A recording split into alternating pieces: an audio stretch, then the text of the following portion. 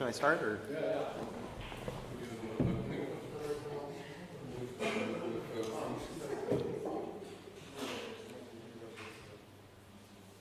Well, first I'd like to thank everyone for the continued sessions. I think the last session was really wonderful.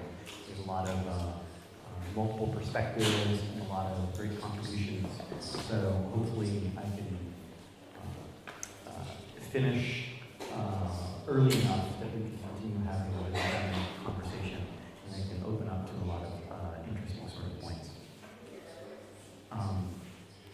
The general idea behind my talk today is going to conclude with a discussion of Werner Herzog's film Lessons of Darkness, which I'll describe as we go, but is in the general context of apocalyptic cinema, and it relates to wider trends within apocalyptic fiction, whether it be novels, television shows, or other forms of culture. And for me, I'm interested in returning to a film because it's dealing with time-based media. And so there are a few terms that I just want to discuss very briefly to set the stage for the ongoing talk. First, I'm going to be talking about space. I don't mean space as an outer space, but space as the complement to time. And it's going to be a sort of unexpected, curious exploration of space. And so we'll have to sort of arrive at an understanding of space that may not be immediately clear at the beginning.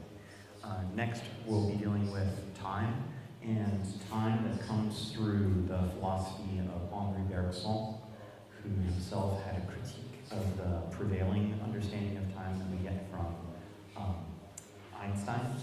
And so there will be a few curious formulations of time that once again I think will allow a larger understanding at the end. And together through both space and time, there'll be a discussion of movement, and movement as it's related to cinema, because cinema is a time-based media that captures movement in a unique way, and it's a technology that deals with movement in a way different than how we do as humans through our normal conceptual seeing system. And together, movement will move towards a technical term, territorialization.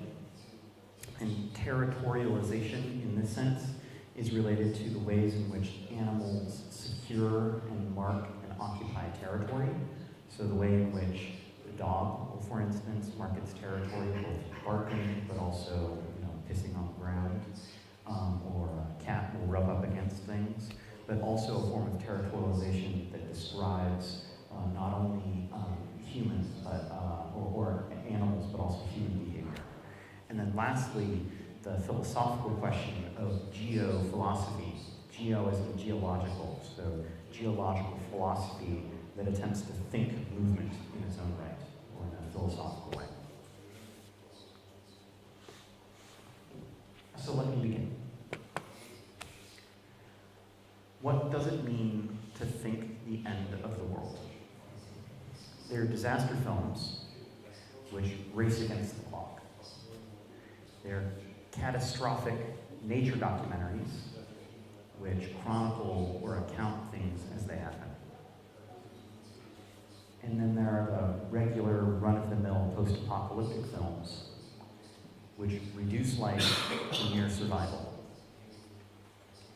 In this talk, I'm going to use Werner Herzog's 1992 film Lessons of Darkness, as well as others, to create a different approach to cataclysmic events.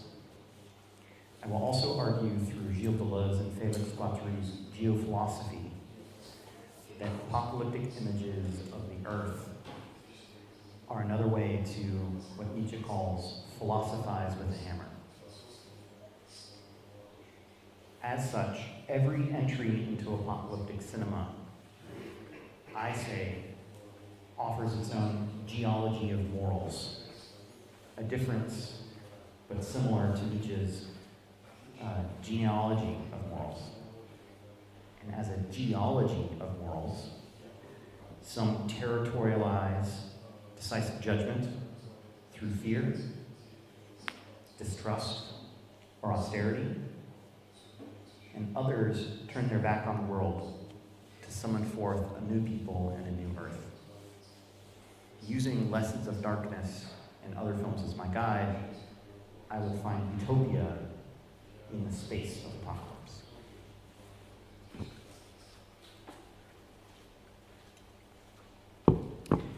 So the question that motivates my talk is, what does it mean to think the end of the world?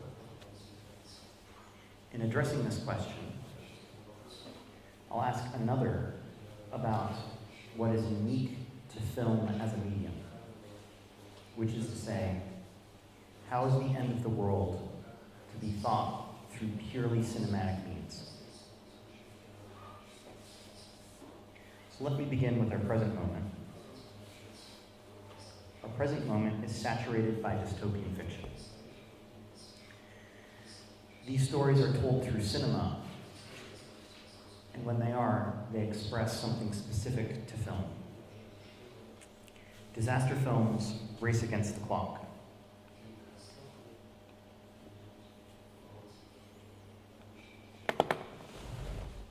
Like in Geostorm, the timed Geostorm.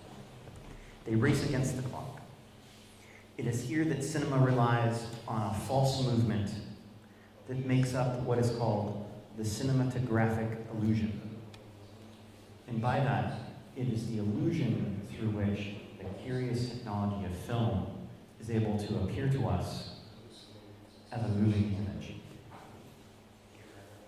It is made up of individual photographs, yet we do not see it as a succession of stills, as if we were an art gallery moving from picture to picture. Instead, our mind fills in the gaps itself, like reading a comic book,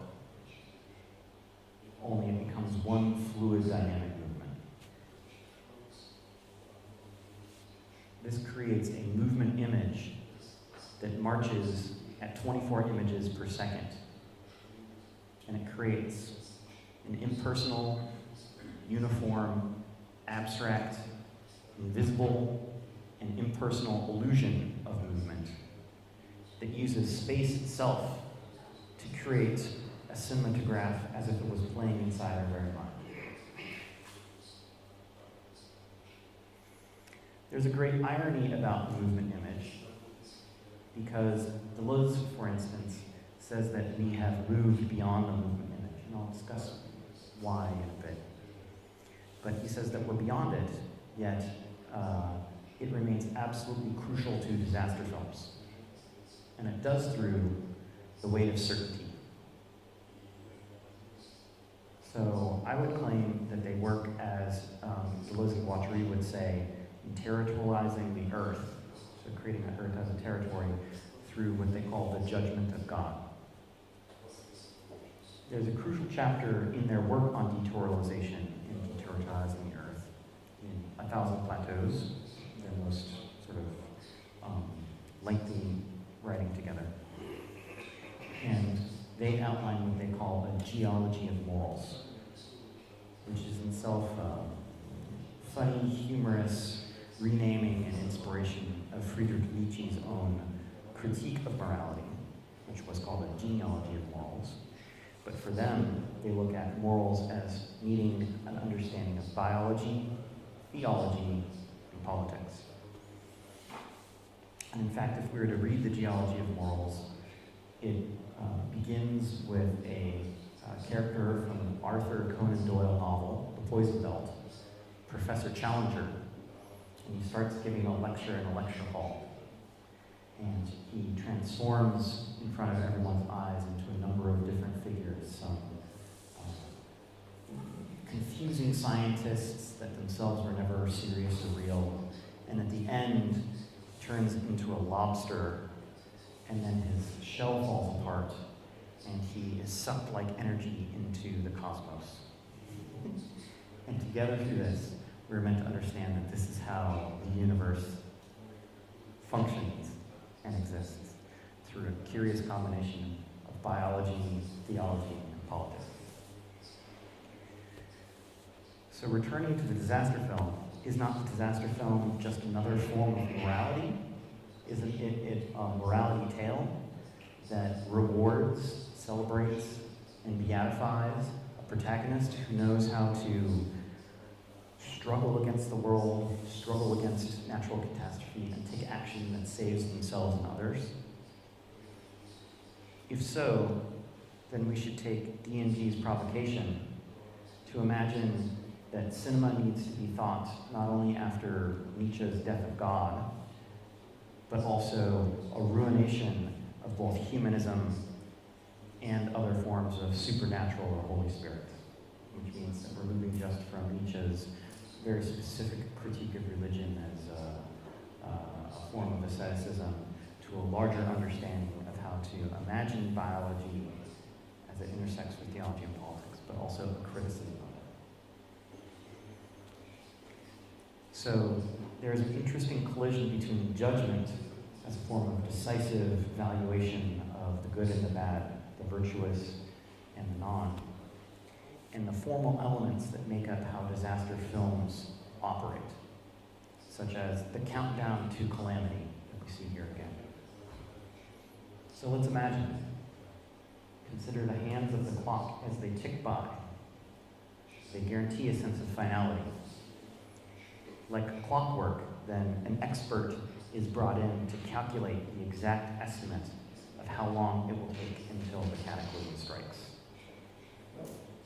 The countdown is then set, and it provides an objective measure against which the whole film then operates. It centers it, and as a motor, puts all the motion in place.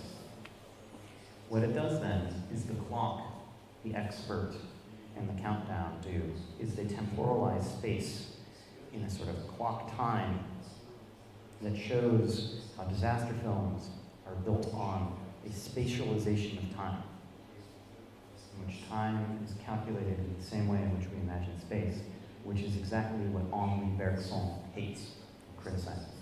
He says we do not truly understand how time operates because we only understand time as an operation of movement. How much time it takes to move from one place to another, how much time it would take to calculate, just the distance between those two, rather than understanding time without being originally placed in space. So we see this as the asteroid hurls towards Earth, or tidal waves crash against skyscrapers, or fractures open within the Earth itself. We see a geophilosophy of the movement, image, and action. And acting, like the hero, then becomes a parable or morality for human hubris against natural forces, in which movement is seen as insignificant. We don't notice movement. Movement is insignificant. Movement does not play a character in our story until finally it raises to an unspeakable proportion and threatens us as a whole species. Like it's an unstoppable obstacle. And in that way, not only do we not know how to think time, we don't know how to think the Earth. We don't know how to think movement. We don't know how to think the Earth and its natural forces. The action film, in treating natural forces as only important when they threaten our very existence, then finds an unusual ally in Carl Schmitt, who was a German Catholic jurist who served the Nazis. He would have an intellectual affinity for these films, given their ability to transform the Earth into a stage for life or death struggle.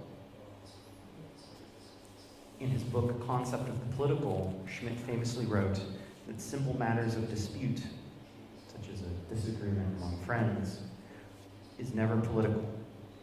It only becomes political at the moment in which people are willing to fight to the death. In that way, the disaster films, which only treat nature as a risk, and a risk that threatens not only just one or two lives, but life in general, itself perhaps contains the core of fascism in which Schmitt himself was connected. It goes back to the older ideology of blood and soil. So in the significance of the disaster film, which is an overwrought genre that we've seen too much of, it's full of cliches and conventions. We already know what happens when we sit down to watch it before it's even shown to us. In it, it produces very particular cinematic cliches in which we know that movement will show up, but only because it is an existential threat that needs to be overcome, that needs to be stopped, to no longer be made significantly more important. Through this is where Schmidt and I part ways. He was committed to divorcing politics from economics. He thought that there's politics, economics, and they must be kept separate. Deleuze, instead, interestingly suggests that film is money. Now, let me do a very short digression. Anyone who had ever worked on a traditional film set would know this. Currently living in Los Angeles, the home of Hollywood, and now with digital cameras, things are a bit different. Bits and bytes, zeros and ones are quite cheap, but if you're still using traditional celluloid film, film is very expensive, and so it matters how much film you have left. In fact, the space of celluloid that still remains itself will help you determine how expensive, how much money you still have to run. So in this, Deleuze, understanding this, he suggests that film is money, not just the film we see, but the little film in which things are, the celluloid in which film is filmed on. And he argues that cinema's internal presupposition itself is money. And in that way, if film is movement, it also means that movement is money. And it makes, the film is what makes movement into money. And so the film within the film itself is money or time. So the time of disaster then becomes a problem to be managed, but not just managed because of life or death, but like a commodity in our facing of death. And so those who lose their ability to sort of manage their own time like a commodity, time starts ticking down, and no longer do you understand the time correctly, and time gets the best of you. And then suddenly you end up perishing because you didn't understand how to manage your own time correctly. Those of you all who worked a job in which your movements are tracked by time, and understand that this clocking in and following time itself is of the same matter. And if you lose, then there's now this new sense of judgment that I had spoken of before, where suddenly your inability to manage time is your own death. So very briefly, I'm going to move from the action image to the movement image. So or the time image, excuse me. So Deleuze writes 2 books on cinema. He himself was a cinemaphile. He went to the movies as often as he could. Though he had a very aristocratic, elitist taste in film, his second book is all just about what the most experimental avant-garde films in Europe were at the time. So we should be a little suspicious of his judgments because he didn't have as wide of a sense of what was going on in film as he could. But he argues before World War II, we're thinking the classic age of Hollywood, for instance, but also it includes early Soviet cinema as well, that there's the action image. The action image is where there is a problem in which hero identifies, and they're forced to take action, and that action then is the axis through which the whole film pivots, and then they, obviously through action, are able to resolve the problems of the film, usually in a way that everyone's happy with, and the film concludes. What Deleuze says is that after World War II, it becomes impossible, at least for European cinema, to exist in the same way. After World War II, simply taking action is no longer what's important. And its understanding of movement and space is suddenly very different. After the leveling of whole cities, and suddenly film is about the existential crisis of trying to exist in a space that doesn't exist like it did previously. And it's interested much more in the subjectivity of the characters, but in a way that doesn't try and understand the interiority of the subject. It doesn't try and somehow find internal motivations. It has the cinematic way of showing the sort of the challenges that confront people in this post-war environment, and it does it through purely cinematic means. So that's the time image. And what Deleuze says is it captures time itself and the problems that come with time, rather than the ones that come with action. And so, going back to my discussion of disaster films,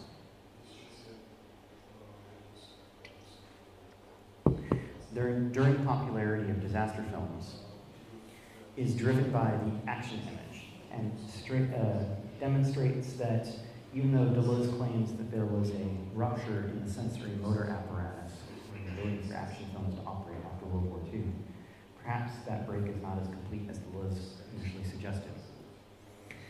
He thought that there was a larger social change in which there's a crisis of the image that forced us to shift from classical cinema to an essentially different one. And what defined classical cinema beyond just being an action image? He claimed that, quote, the people are already there. By that he means the heroes, the action.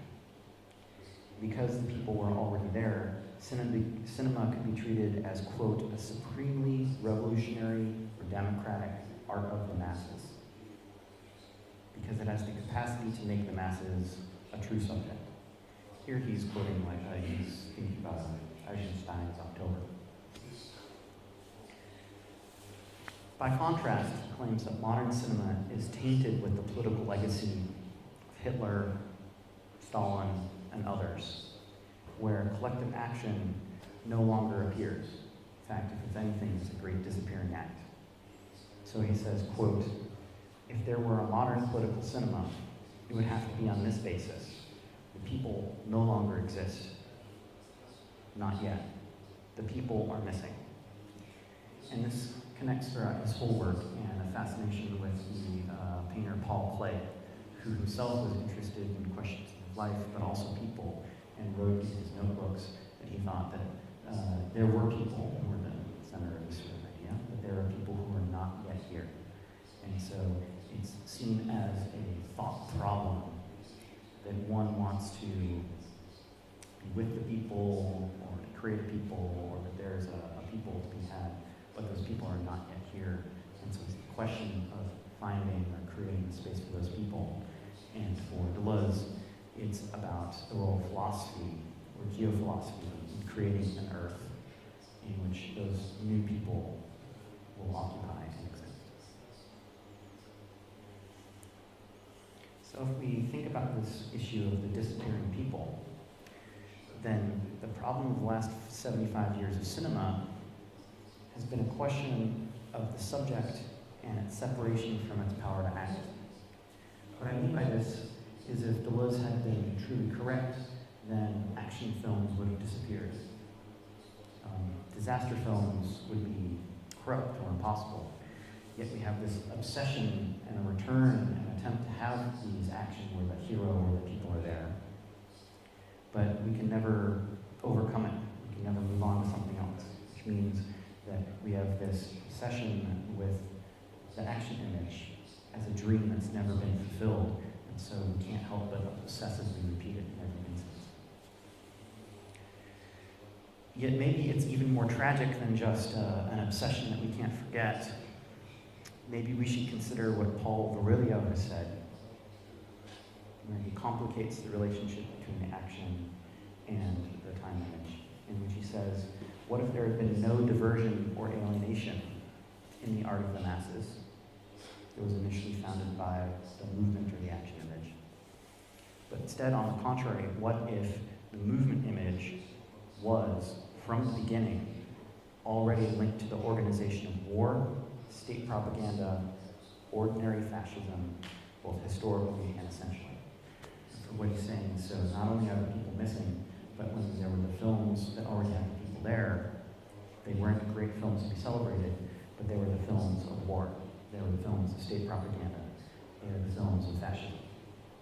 And maybe we see that in our films. I mean, when I visited here in April, I saw a billboard for a film that just came out that was called Tank. And at least in North America, we have an expression for authoritarian Marxists. We call them tankies. And what they mean is, like in China, when the tanks appeared in Tiananmen Square to then suppress the people, they were the tanks. And so when we see people who think they want to be the ones piloting the tanks, we call them tankies.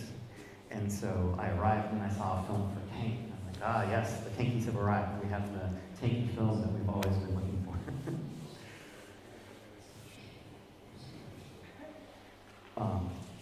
So we have our tankies. Maybe the action image was tanky from the beginning. So catastrophic nature documentaries are maybe one response to the missing people. Maybe we need to look to animals, or the earth, or waves, or sea level rise, instead of action heroes. So how do they operate? And I'm thinking, you all probably have them, like we do, films on TV where you have a man in a khaki suit with a few too many pockets, some big binoculars, sitting in the grass. Says, "Oh, look here. It's a rare eagle, like we've never seen it before." And then they start narrating the actions of the animals, putting them to a great human drama of epic, romantic, warlike proportions. And in doing so, we suddenly have the great experience of animals and humans, despite their differences being so similar and alike. So these nature documentaries, they usually employ a pedagogical or educational tone. They seek to produce a subject, a very particular subject. Sometimes it's just a subject who's in the know, so they know things about these rare animals that you've never heard before. But increasingly, it's the subject who takes action in a new way. They're perfectly suited to what sociologists call the information society, which historically emerges with the mass adoption of information-driven telecommunications technology, like television, telephone, telegraphs, but then computers and databases, these ever-growing sources of information. The result is that we get all kinds of information in a variety of forms, and the nature documentary then tries to present it to us in the proper, right, and correct balance of charts, figures, and well-placed anecdotes that hit you right for the correct emotional appeal, and suddenly you know everything that you're supposed to do. The high watermark for this was probably set by Al Gore in his film The Inconvenient Truth, or An Inconvenient Truth. I don't know if you remember, there's that funny scene where he gets on a lift in order to show that there's a bar on a chart that's so high that he needs a special apparatus to explain to you about this information. And right, what is this? And people leave the film suddenly having all the information that they previously didn't. For those who aren't familiar with it, because maybe it's a little too American, it was a documentary about climate change, global warming. And Al Gore, the former vice president under Bill Clinton, wanted to educate people about climate change. And he thought that if people had the correct information, suddenly they would take action on the issue because they simply lacked the proper information. And once we filled in the information gap, suddenly action would return. So the high watermark is set by Al Gore in An Inconvenient Truth. But maybe it's perfected through the TED Talk. And boy, let me tell you, the TED Talk is this really distilled, perfect version of the sort of pedagogical film. Right? There's even been a number of TED Talk parodies given at TED Talk conferences in which people explain the genre and conventions and cliches of the talk. And, one guy, if I remember correctly, he shows up with fake glasses.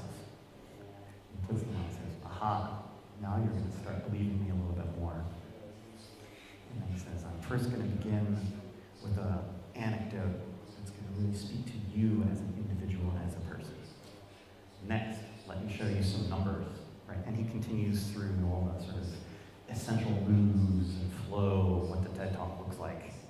And at the end he says, "Now I'm going to give you a simple explanation for what you can do, and the problem that I've talked about for the last 10 minutes will be solved."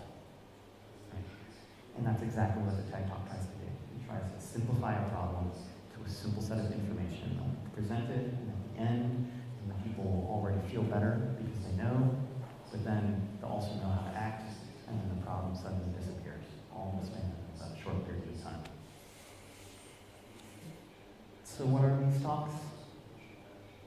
They're best consumed on the go, perhaps on a subway, or by means of a podcast. And in doing so, they oddly fit this funny description Deleuze gives of how media is changing today.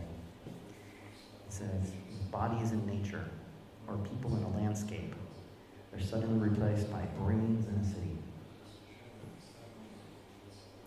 The screen no longer functions as a window or a door, something behind it, nor a frame or a surface, in which this, that, or the other thing.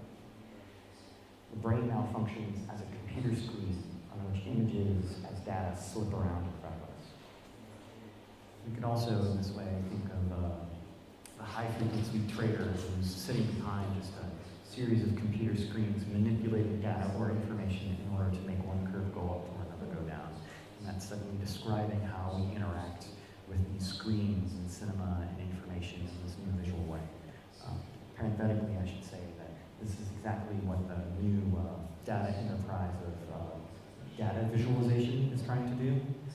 And I think we should all be incredibly suspicious of the way in which data visualization operates. I've gone to many different labs where scientists and information scientists are showing me their big data visualizations. And they're oddly boring and full of information at the same time. They're meant to be persuasive. They don't really persuade you as much. I think there's a lot of trickery that is trying to go into data visualization. Maybe it's also the ultimate media form for on-the-go, easy information age. So with Al Gore or the TED Talk, by the end, the problem was defined. Clear steps to addressing the problem are outlined, and the only thing that is missing is you.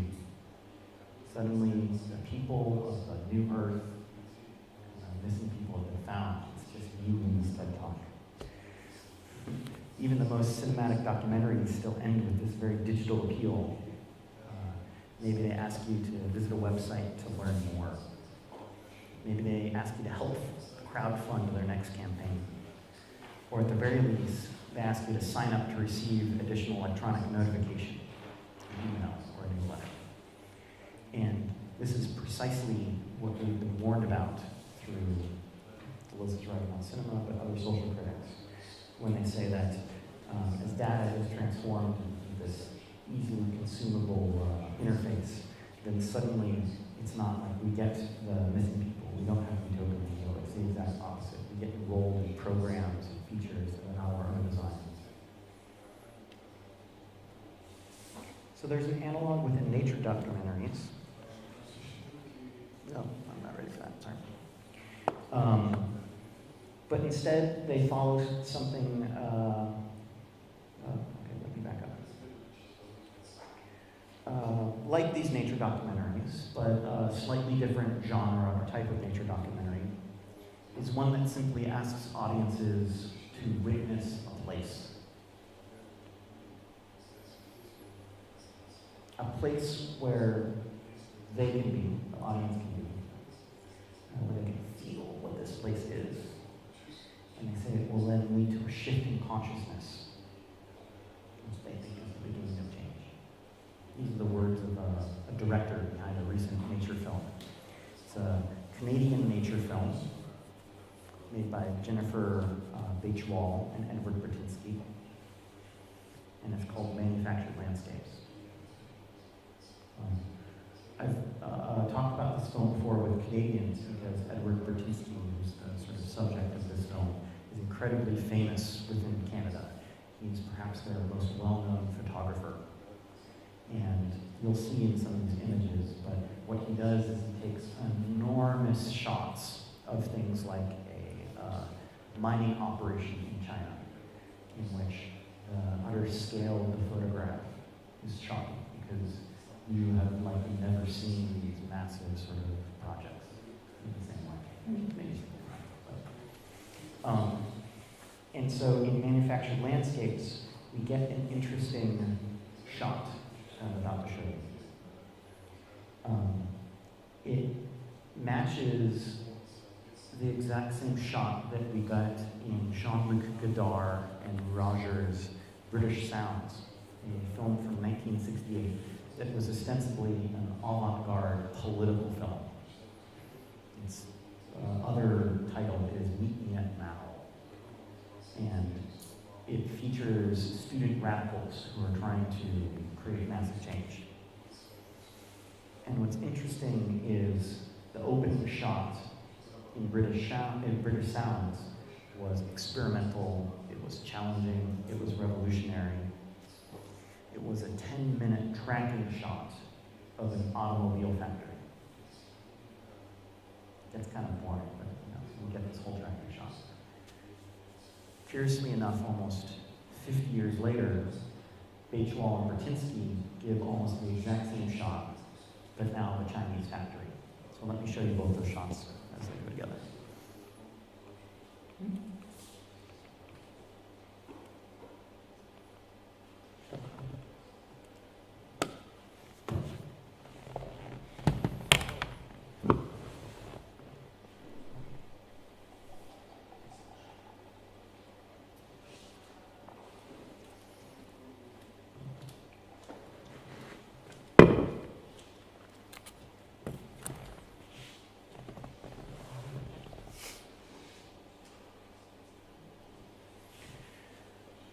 There are obvious similarities, but the differences are most instructive. The track that guides Godard's camera is an exact parallel to the tracks of the assembly line. You can imagine there are two assembly lines, and the camera is on one looking at the other. In fact, the genius behind this shot is that it reveals how the assembly line itself is a result of bringing the railroad side inside the factory. It works as a sort of traveling crane that ran on elevated tracks, allowing production to occur in a sort of endless loop.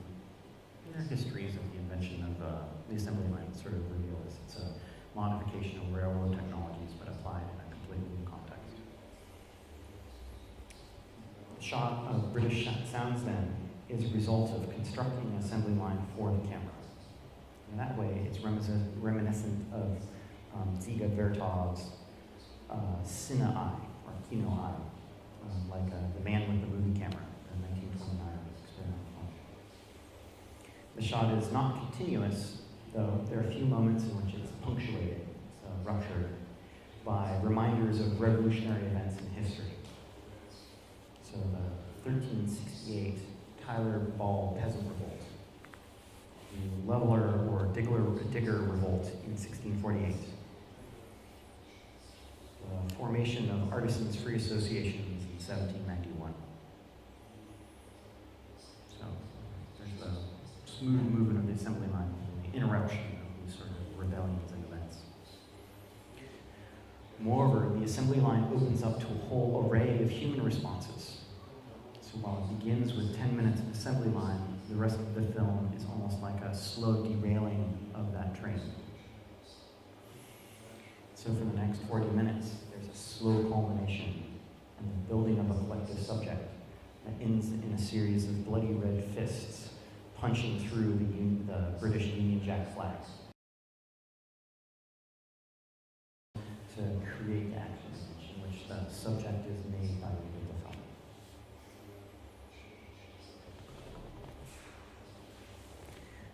Contrast this with the factory that opens manufactured landscapes. It may follow the same processes of the assembly line production, such as the Chinese factory having a strict division of labor for the purpose of efficiency. Yet the workers are split into a dozen long tables, so it's no longer a rail at these tables. And each of these tables links into a skeletal framework of separate workshops, almost like the open-air cells of a prison. Beichwal's camera then follows a track that sweeps past each island each workstation, almost like a patron walking down a stack in a library. It's no longer a continuous rail, it's interrupted islands that all add up together. Or if we were to think more digitally, it would be like the camera is a worker at an Amazon fulfillment center who is a picker hunting through the warehouse to pick up recently purchased items, put them in a bill, and have them sent out in a box. Moreover, there is sound, which we can't hear here. They offer the interruptions, but all we hear as interruptions are not revolutionary events, but Bratinsky's, the photographer, his own reflections on what we might call an industrial sublime. He seems equally amount of shock and fascination by the massive scale and extent to which humans are transforming the natural environment. And when the camera does include some close shots, which we won't see here, but they happen soon, they're not on people themselves. They're not the classic close-up shot to show emotion, which we see in this film. They're of people's hands and hands at work. In that way, the cinematography of this shows humans just as an extension of their environment. This is similar to the film Koyanet's Cutscene, where humanity is just portrayed as a small part in larger cycles, rhythms, and flows of nature in the world. We could then say the affects that are produced by this film come from its ominous ambient music, its seemingly haunted landscapes, its close-up on chemicals and chemical production, and Bratinsky's grim talk narration, which quite coincidentally came from a TED Talk. So unlike Godard's Kino Eye, which was the assembly line, or became an assembly line, we have to ask the question, what is the exact rapport between Bechwal's camera and the environments it's meant to understand and probe? One answer to that question comes in the title card, the introduction, and then what happens afterward. We see the factory from an aerial perspective. No doubt the choice of Bechwal as a cinematographer was to impress you, the viewer, on the depth and the scale of the workplace. And this is something she mentions in interviews, and she says that she chooses narrative-free images because she wants the images to speak for themselves. Yet there's another, perhaps more sinister way of interpreting that perspective. We see it in survey. We see it as a manager would look at a workplace. It's about security. It's about quality control mechanisms. It's the way in which employees are monitored through security cameras and kept in their place and forced to continue working. So in fact, there is a shot that appears in a very familiar position of security footage. Zooming in from a corner of the factory, it has a watchful eye. So it's already watching like one was watching from the manager's office. But what happens is the camera starts moving around, and most of the workers are walking off, perhaps going to lunch or leaving for the day. But then it finds a few delinquent workers who remain in the workplace. One of them, in fact, is sleeping with his head on his workbench. And it zooms in, and it zooms in just as much as maybe the manager would, trying to find the naughty, dirty, delinquent employee, discipline them. So the exhausted worker with his head down becomes spotted, can be responded to. So much for the missing people. And soon later after that, we see Bratinsky in a crane above rows and rows of workers who've been assembled for no exact discernible reason, as if they were in military or army battalions on the road. He hangs over them almost like a sniper would, waiting to take the perfect shot.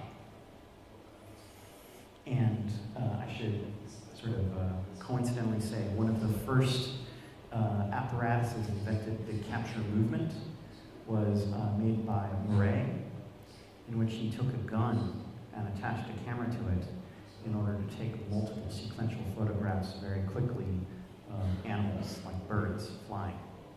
And so if you want to see technology at the genesis of cinema, you have to look at the machine gun as the way of sort of capturing time, where it targets something, and then in its capturing, it seeks to sort of understand it and control it. What we see here is an evolution. Just as Brzezinski wants to see as the manager or as the sniper, it is a familiar way of seeing that are attached to the visual techniques of commercial drones, home security cameras, and GPS tracking. And in fact, those visual techniques are already based in cliches that were established by Predator military drones, closed-circuit television, and aerial reconnaissance vehicles. And this is a visuality that uses vision as a militaristic exercise of authority. Authority, a particular type of authority at a distance. And so as a form of seeing, it's about verticality and invisible killing from the air that Achille Mbembe has called hologrammatization, which he sees as the process of producing a three-dimensional space without materialization. This is tied to holograms as a technology from the 1990s. There's laser images in which they're completely on a flat surface, but they've got the weird light bouncing off of it, and so when you rotate it, it gives the illusion of it being a three-dimensional object. What Mbembe claims is that that form of seeing, which is two-dimensional, seems to have three-dimensional space, and it has a sense of space without actually the materiality of that space in it, is the exact visual mode through which killing at a distance now exists in our contemporary military age. And so this is actually a terrifying application of what I talked about earlier as Deleuze calls cinema's powers of the false, which is where visual techniques are used to invent new blocks of space-time. So just as Berlioz and also Friedrich Kittler has argued, every technological development comes from the military. And we can also think of Etienne Jules Mouret's gun that I discussed earlier, which he called it the chronophotographic gun, used to record the movement of animals and other inorganic life. He did this to document things, but it shows the underlying informatic form of sight that has become common in contemporary military command and control systems, such as the U.S. military's C4ISR, which stands for Command, Control, Communication, Computers, Intelligence, Surveillance, and Reconnaissance. If we want, I think I have an image of this. Oh no, this is the sniper's nest that I mentioned earlier, and this is the image of the security camera. Okay. I had a thing from Northrop Grumman, but I didn't put it in everything. So I took a firm that specializes in military technology and new forms of seeing, and they describe their process in this way. Observe, assess, decide, act faster. What they say is that visuality is then the key component to which military action, by which they mean killing, occurs. You gather information in a very specific way. It helps you assess. You apply computers in a very specific assessment technique. You use network communication technologies to then inform. And lastly, you exploit an act. By that they mean exploiting the situation to act by killing. And so, in this sense, there are missing people, but they're missing because not only are intelligent to see the machines making all the action, but any humans that seem to exist are killed in the process. So what's my point here? It's not to be a pacifist. I'm not saying that we should be pacifists related to the militarization of the image. Instead, I want to contrast it finally again with British sounds, which offered a contrasting image to dialectically undermine the sort of uncritical assumption of providing information. And so my question is, what has shifted in the 50 years since Godar's film? Why have we had a collapse of the collective subject? And we have a question that still remains, where are the utopian aspirations? Where are the new people and the new earth? I have one suggestion, which is perhaps we should visit Louis-Georges Schwartz's theory that he calls cinema hostis. He says that while there were two breaks at the World War II between the action image and the time image, now there's a post-70 form, 1970 form, that subordinates both movement and time to hostility. So presenting here, he says, quote, both time and movement are an enemy, and the camera is the enemy of all. The film that he uses for this is Alex Rivera's Sleep Dealer from 2008. It's a Mexican film. And it's a film in which workers now use virtual interfaces. It's like very cyberpunk in this way. You get plugs put in your body, and it allows people to hook into larger machines. It's a tale about immigrant labor, and so there are Mexicans who get these plugs to then work in agricultural fields in the United States without having to actually transfer there. They just worked in this sort of virtual reality apparatus. But there's actually a battle or a struggle between two brothers who both get these plugs. One of them is working in agricultural work. The other one flies planes. And this is before drones actually started being imported. And they have this battle and they have this show. Anyway, Schwartz says that it's this image that shows new rifts, drones, and Klinman as capital is not just doing a work of social production, but it creates image production and the production of death. Other examples of this have been the films of Claire Denis, Men Go Ba, Lars von Trier, Michael Haneke, and others. And if you're interested in this concept, we can discuss it, but I'm going to move on. So now we finally get to lessons of darkness.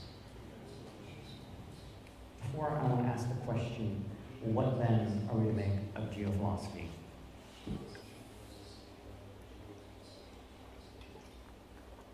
Let me begin by saying that it will not be easy to get a definition, because Deleuze himself says that concepts should not be defined in a positive manner. He instead says that concepts should be rigorous, yet inexact. By that, he means that they should have a concise logic, but they should be open to movement and change. In that way, the concept is meant to be determined in every moment it's used, and its definition shifts as it's actualized in different circumstances. How this fits into the idea of geophilosophy is that it shows how both thought and the moving ground are related, and how thought has to be a sense of movement, and in doing so, it can't contain a single stable definition. Additional inspiration is what I mentioned at the beginning about 1,000 Plateaus and the geology of morals. The way we can understand geology of morals in this circumstance is a complication of the anthropology and a philosophical anthropology already introduced by Deleuze and Guattari in their first collaboration, Anti-Oedipus. And what they do in a three-part anthropology is they explain a number of ways in which humans have understood the earth, very different in each context. They territorialize it in different ways, and fulfill significantly different social functions. And then there's also a chapter from What is Philosophy, which I believe was offered as a reading, as preparation for camp. And it's largely schematic, like 1,000 Plateaus. And in this time, they're interested in concepts of immanence and territorialization, deterritorialization, and the figures of both the state and the city. Yet it's in this chapter that they end with the provocation where they say the point of thinking through territories and territorialization is not to think about where things stand and end, but in fact to open up to utopia, the new people and the new earth that's been the topic of this presentation. There are a few ways in which this has been explored previously, mostly to my dislike. First, in terms of complexity theory. Is important here. And in these, this geophilosophy attempts to map space. And so it spatializes problems. And that's actually the way in which physics tends to work with math. Space in that physics is a way of working out mathematical problems, usually topological ways of working through problems. But there are also ways in which this has been done in molecular biology and other group and mass behavior to try and understand organic life, as well as establishing more complex interactions between biological, social, and technical phenomena and interacting on multiple scales. Yet my argument would be that they don't ultimately understand space. They just sort of use it and abuse it. Instead, we should shift to the thought of David Lapoujade, who I think has convincingly argued that Deleuze's thought is about ungrounding movement. It doesn't, it always leaves ground behind, and it retains ground as a question, only for it to be undone. So thought is the process of ungrounding, taking up the question of the ground only in order to underline it. So I say the result of that production, or the result of that thought, is the production of the new earth. And here's a quote about what that new earth is. It's not the earth of geographers or geologists, but an abstract earth that ceaselessly differs from itself. It is ceaselessly deterritorialized from itself, and it's born out of deterritorialization. And I'll just mention briefly this also works with my own concerns of what I call affirmationism, which is the idea to try and create a positive image of the new. And I would argue that we can affirm the future by keeping it open, as to say we know what it's not, which is resembling the present. Do we have an image of what this looks like? I think we do. I think it's the apocalyptic. In that way, it creates an interruption that is similar to critique. It is a reminder that thought acts in involuntary ways, in which thought is aroused, but it's constrained by thought. And there's an absolute necessity for thought being born illegitimately in the world. In that way, thought is cruelly provoked by an encounter with something so painful and painfully intolerable, something intolerable about the world itself, that we realize that we have not yet become thinking. So let's think about apocalyptic cinema itself. There's something generic to be understood about apocalyptic and post-apocalyptic cinema. There's a sort of departure point in the space that comes from modern post-World War II cinema, which, as I discussed previously, was about the devastation of World War II, in which space was no longer recognizable in the same way. Deleuze calls these any space whatever, which is to say that space loses its specificity. It can no longer be recognized, and that a lot of the importance of what cinema captures in these moments is that space itself seems to have transformed to something alien or unrecognizable. And so if Deleuze claims that, especially neorealism film, which tries to do this, makes any space whatevers proliferate, and it does so through urban cancer and the undifferentiated fabrics of cities as they're being demolished or rebuilt, then perhaps post-apocalyptic film is realized in the 1970s slogan that, quote, "It is easier to imagine the end of the world than the end of capitalism." I should say that this is a phrase that's become very popular within the last sort of 10 years. It was born around the 1970s. It's been often attributed to, Slavoj Žižek or Frederick Jameson, both people who repeated it pretty consistently, but it actually originated as an environmentalist slogan in the 1970s. And by this phrase, what I mean is that apocalyptic film tends to be a rather dull exercise in thinking what happens after a disaster. How bad can we think things get where humans still survive and where conditions in which human survival is still possible, but also what are the things that we're willing to compromise in order for our own survival. So like in The Walking Dead, there's a lot of racism, sexism, and violence that we say in moments of survival, it's completely all right because we have to do whatever we can. And in that way, if it's just a metaphor for the present, then you can imagine it forms a new system of judgment and rationalization of those terrible activities right now. Yeah, I have some more thoughts on that, but I'm just going to skip them for now. I think it coincides, interestingly, in movements in the humanities. We're at a time in which scholars are contemplating the end of critique, such as Rita Felsky in literature or Bruno Latour. And there has been a flourishing of dystopias, serve as sort of allegories of the present.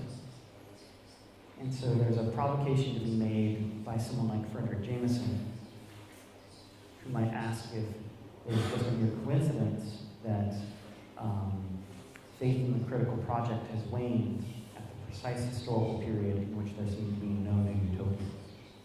Frederick Jameson, a literary scholar, is incredibly interested in the question of utopia, and he makes the absolutely audacious claim that we have not come up with any new ideas for utopias since 1970. He says that the production of utopias ceased in 1975 with Ernst Kallenbach's Ecotopia.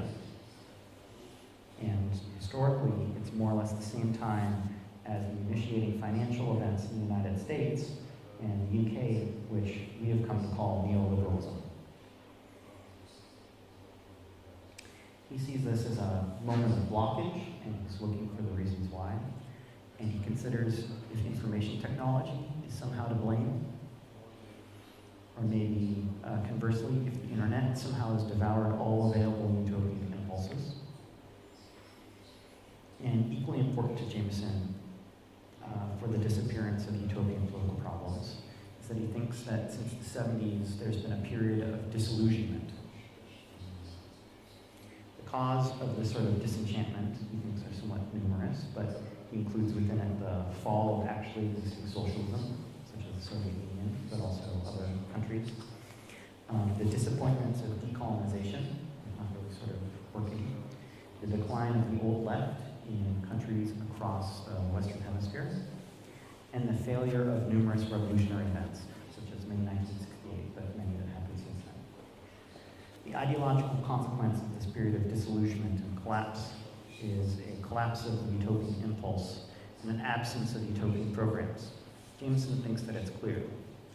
And he says that our dystopian present is a result of a stance toward power that he blames on Michel Foucault and others, where he says that there's currently a dystopian obsession that's based in a fear of organization, social, political, and otherwise. He says, we're afraid of our own power now. We don't want to be organized. We don't know how to be organized. We don't desire to be organized. And that's the root of our problems. So in a recent text where he brings this problem up again, Jameson writes in a mode that is quite rare. He writes prescriptively. He addresses utopians themselves.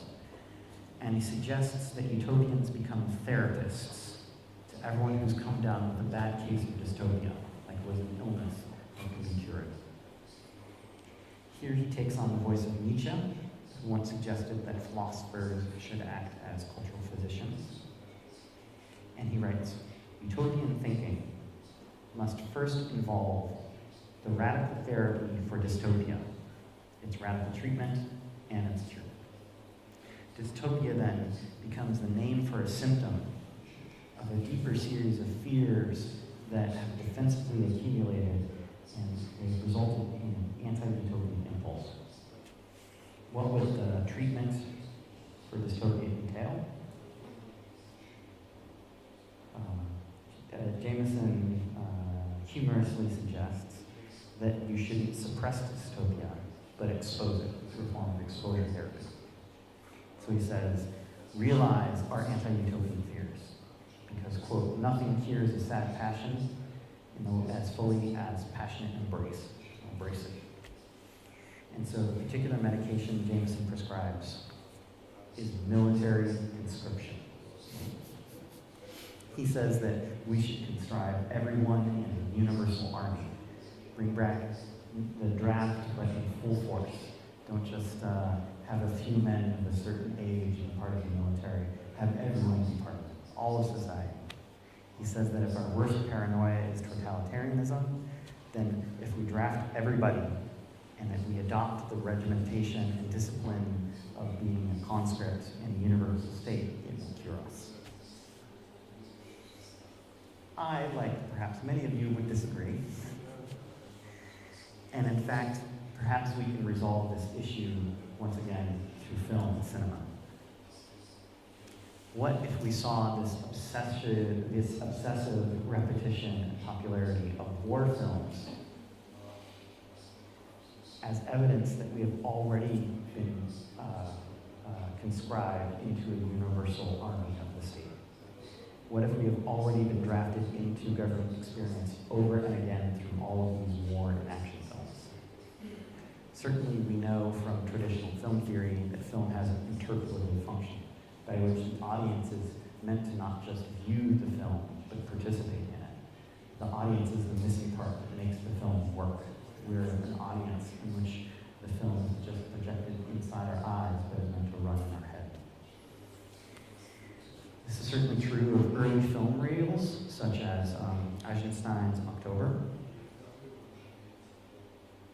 And I have a Jameson quote here, but I'm just going to skip it. In fact, maybe we have a whole series of films in which our roots have already been on the ground, and they have been for decades. And here I just have a list of American war films that I think just saturate culture. Jughead, which is an idiomatic expression for U.S. soldiers, but also Hurt Locker, Full Metal Jacket, Apocalypse Now, Saving Private Ryan, Dr. Strangelove, Three Kings, Come and See. So if this is true, if we're already being recruited by all these films, and there's already the people to come, I think this finally is a moment where we could start thinking Werner Herzog's Lessons of Darkness. I admit there might be a sort of strange entry. Why are we thinking Lessons of Darkness? Why not think George Miller's Mad Max, the recent Fury Road film, where there are characters of mythological proportions. They're on an itinerant path where they find new people and new mothers in a green place, a new earth. And in that way, Fury Road seems to also follow this sort of ungrounding. But Lessons of Darkness, I think, is interesting in that Werner Herzog describes it not as a documentary, even though it is shot in and about Iraq during the first U.S. war on Iraq. He describes it as a science fiction film. He describes it as an alien encounter with categories that we might try and fill but don't really make. So to this point, Herzog Stoller refuses to call it a documentary, and it doesn't fit into the documentary model that I talked about earlier. Instead, he insists it's a work of science fiction. So the film is ostensibly set in the oil fields of Kuwait. And to use those coordinates would be kind of unfair, because he spends no time or effort explaining the context. He doesn't impart any information. He doesn't try and tell you where it is. And in fact, he opens the film by saying, a planet in our solar system, with white mountain ranges, clouds, and land shrouded in mist. For those of you who watch Herzog films, I was going to try and do an interpretation. It's such a distinctive French voice, but not nice. And then he does a long pan, and then he shows a person on screen in relief against a bright light that becomes a fire.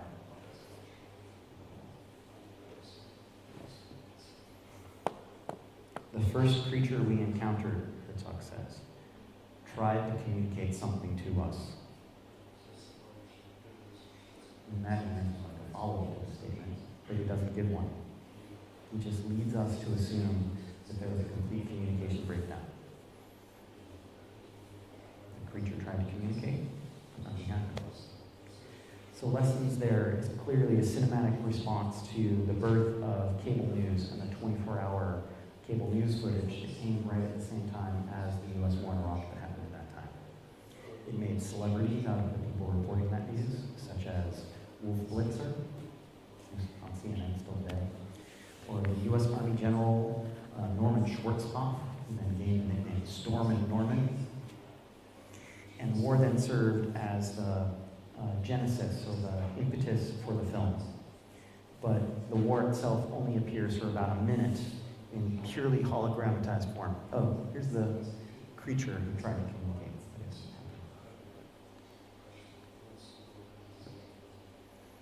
This is where, oh, I thought I had a clip played here.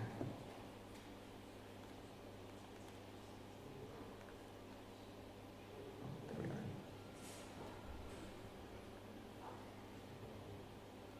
So while the war is ostensibly the subject, or at least the impetus for the film, it only shows up for about a minute and a half. So in that way, the sense of the film completes what has been echoed by Jean Baudrillard in his famous essay, The Gulf War Did Not Take Place.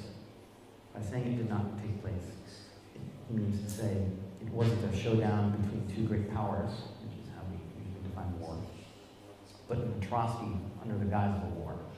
It was a massacre. It was a genocide. But what Herzog boldly does is he subtracts the aesthetics of war and instead presents it as an apocalypse rather than a war. He subtracts the talking heads.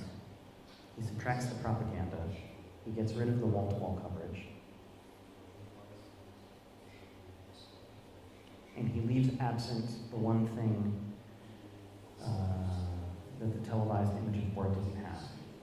I'm concerned for this whole paper, the people. In contrast to previous wars, which were depicted in quite grisly detail on US television, and as many international conflicts are on international TV, something very curious happened. Violence was scrubbed from the screen. The event of the Gulf War marked the beginning of what theorist James Derderian has called virtuous war, which emerges from a new military, industrial, media entertainment complex that hologrammatizes war. It's part of the story behind it, which leads us to Dick Cheney, at that time was serving as Secretary of Defense. And what he found out was that previously, war had been impacted by war correspondents and journalists who had taken very violent images of what was going on in the war, and it affected people at home. They were upset by it. Images had a sort of impact. He did, because he was in control of the press at that time, is he presented, or he tried to prevent any images of the war in the sort of classic cinema verite style. He got rid of them. He banned journalists from being able to do a certain form of journalism. And he instead shifted the conversation to weapon systems in interviews. So for instance, Frontline documented one conversation where instead of talking about the war in many interesting ways, he was asking the interview, how do cruise missiles work? What is a laser-guided munition? What's the secret of the F-117 stealth? What are global positioning systems? And what are Abrams tanks? So what happened is that journalists were restricted to press pools and were unable to go into the front lines as they had been done previously. And there was a lot of talk about smart bombs, and there were front lines, and people then sort of realized, hey, where's all the violence? Where are all the bodies? And what they realized is some savvy commander, maybe even Dick Cheney himself, attached or put earth-moving machines like tractors and put plows on tanks and had those as the first push in the war. They were on the front lines. And so what happened is in the initial invasion, they just simply buried everyone alive. And there were no bodies to be seen. So when the journalists finally arrive and they say, wasn't there a war that happened here? Where are the people? Aren't there missing people for us to be found, even if they're dead? There was no response. They're gone. They've been missing. All signs of life have been erased.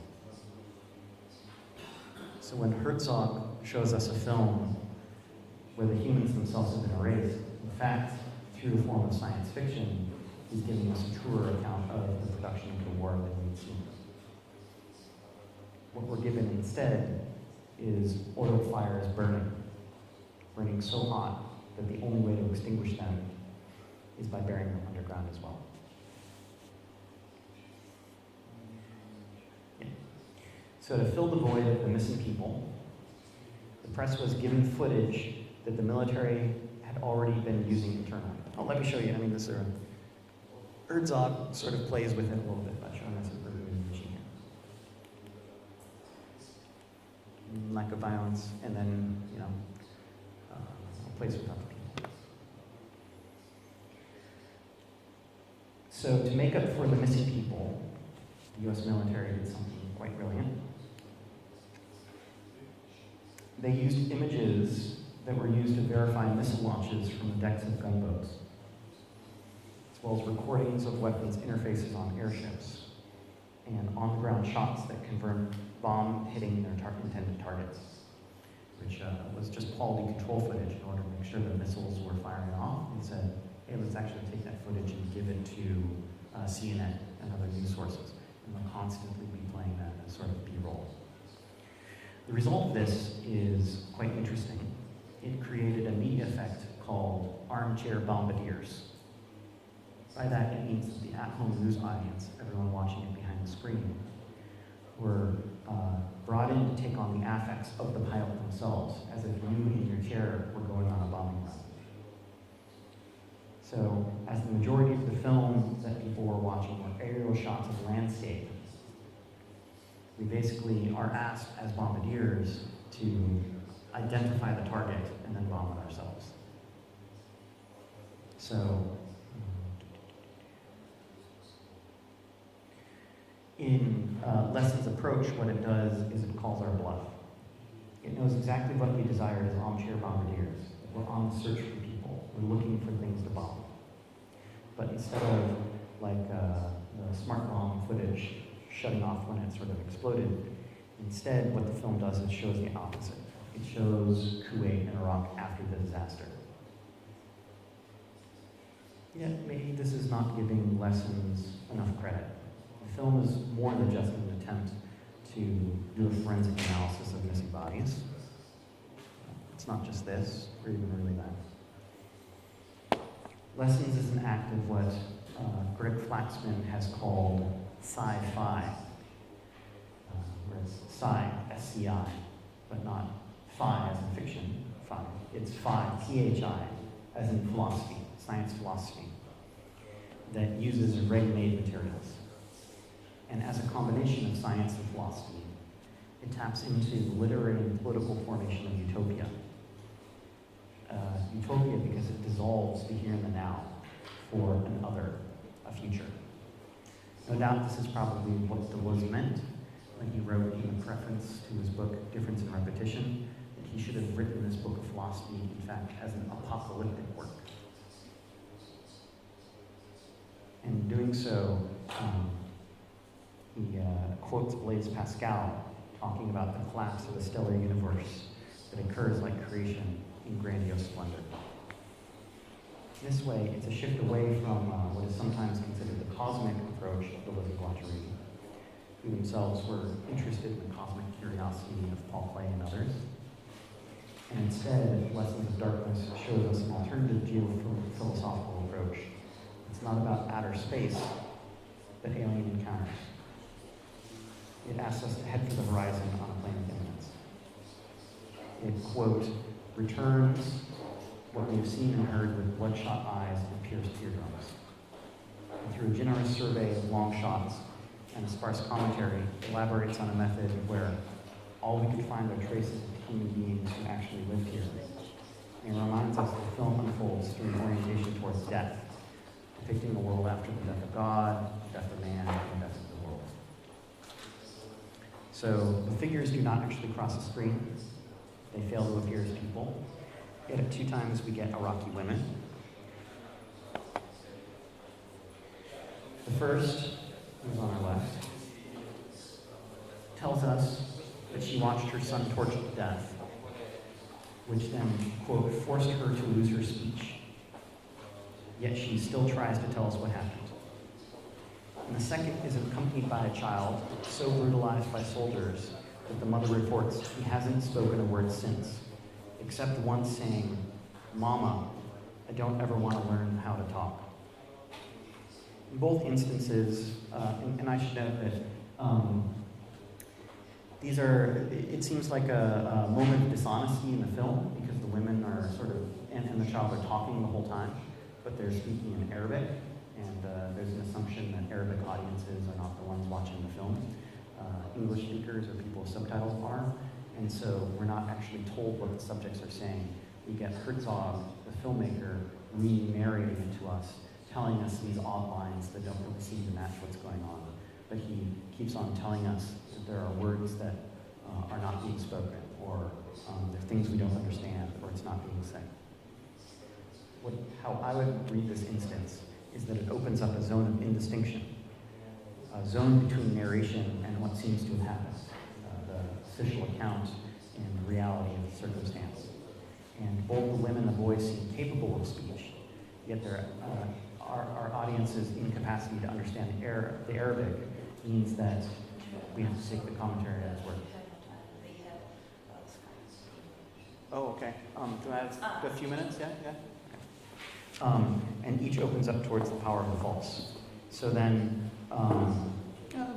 let me cut very, very quickly to the sort of end of my interpretation here, and then I guess we'll have to call it quits.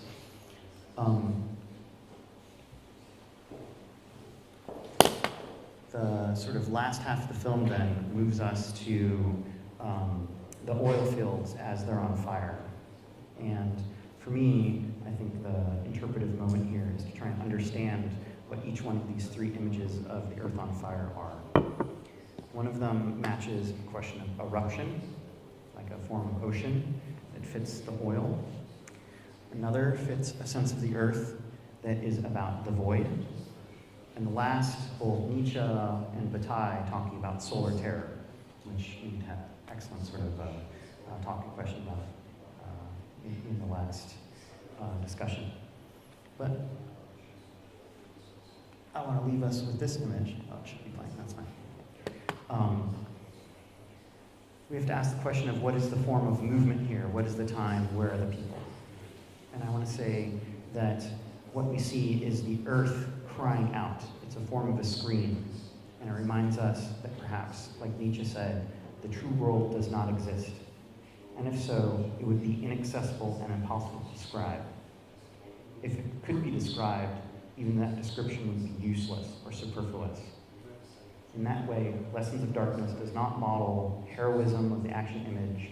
It isn't the educational film that seeks to inform or educate the viewer, nor does it occupy a sort of ideal space. As a film, it is in search for a missing people and a new earth, and what we get are cries of breakdown, destruction, and ruin. So the question that I leave you all with today is, even with this breakdown, destruction, and ruin, perhaps there is something utopian about it.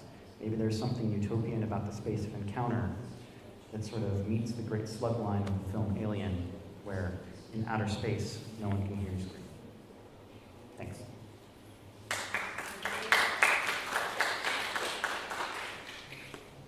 Yeah, sorry for going so long. I'd initially timed it to